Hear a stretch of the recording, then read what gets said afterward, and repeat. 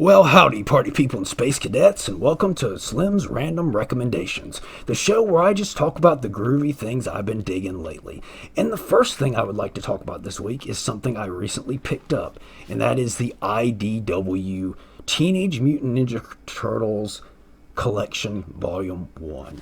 And they really should have called this Ultimate Collection or Super Collection, because this amazing hardcover actually has the first 12 issues of the new-ish Teenage Mutant Ninja Turtles series, as well as some of the micro comics that came out as well.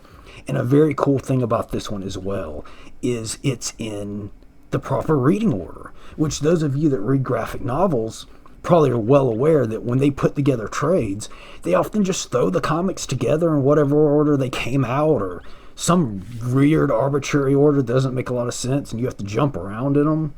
Not this one. Exactly as you need to read it is how it goes. I thought that was extremely cool.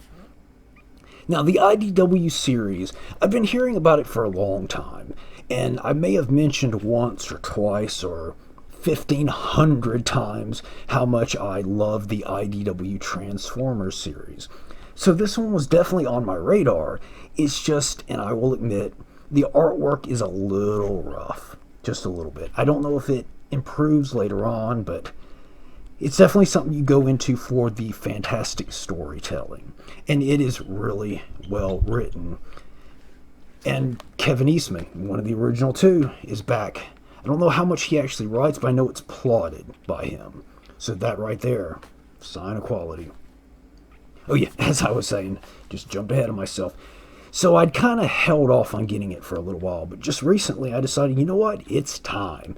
I was debating whether I wanted to start collecting this or the Udon Comic Street Fighter series, so I decided to go with this one for whatever bug got up my butt that day to start collecting this one.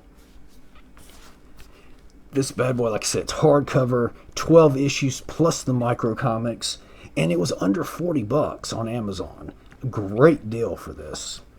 As far as the tone and the vibe of it goes, I would put it somewhere between the original movie and the Mirage series. It's not as gritty or dark or violent as the Mirage series, but it's a bit more mature and adult than the 89 film. So somewhere in there with a bit more grounded tone to it. I don't know, it may get more out there and science fiction-y as it goes, but at least in these first 12 issues, it's a much more grounded kind of take. It's interesting, too, because obviously Kevin Eastman, he didn't want to just tell the same story that's been told again and again through the different properties, through the comics or the cartoons or the movies. So it's definitely got a unique spin on things, yet at the same time still feels familiar. IDW Teenage Mutant Ninja Turtles Collection. Check it out. And next up, I will be talking about Dreamcatcher.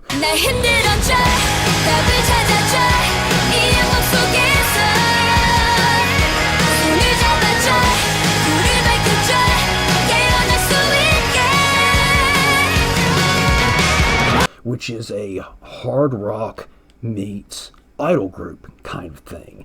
And it's just further on my quest to show you guys that there's just so much more to Asian girl rock groups than baby metal. Not knocking baby metal, but I just don't think they're necessarily the representative group as to what's out there. There's a lot of stuff out there that you might dig just as much or even more. Again, not knocking baby metal, but there's just a lot more out there.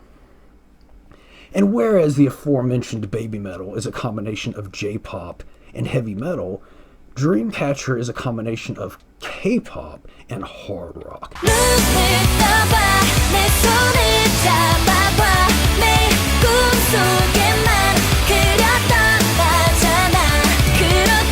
And they definitely have a more mature, deeper kind of sound and imagery than some of the poppy kind of groups like baby metal. And it also, Dreamcatcher is a concept group, with their albums each telling a piece of a story of a whole larger picture and concept. Granted, I don't speak Korean, so I don't really know what said story is about, but the imagery, the music, everything just looks so cool and goes so well together. I mean, just take a look at some of this. Baby, you and I. Baby, you and I. They almost look like video game characters or something. Great group with lots of videos that you should just definitely go check out. I would probably recommend You and I is a great one to start.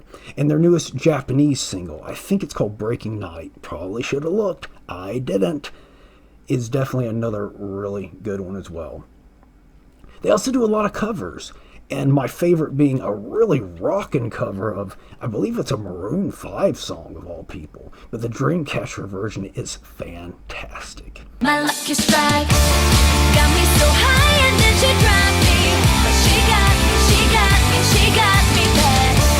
Took me inside and then she rapped me. She kept me up all night, this is what it sounds like. So yeah, Dreamcatcher. Do check them out. And the last random recommendation for this week is a new graphic novel, another comic. Actually, when I started the show, I wanted to do one different thing from each, but this week I just had two awesome graphic novels I wanted to talk about. And that is the new graphic novel by that wild, rascally upstart Vance Capley.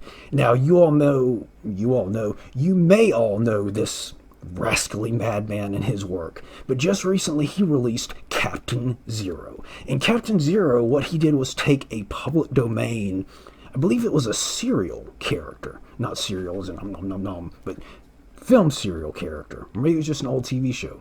Either way, it was a public domain character from very long ago, and he made a graphic novel about said character. And what's really cool about it is, though it's got kind of that retro look and style to it, it's got a much more modern and sophisticated writing behind it. And let me tell you, your buddy Slim is a huge time travel nerd. I love time travel stuff all around. You throw time travel into anything. Shoot, I would like time travel on an episode of Friends. You name it, I like time travel. And I love a well thought out, well explained time travel system. And Mr. Capley definitely manages a very well explained, well thought out time travel. Where's that word?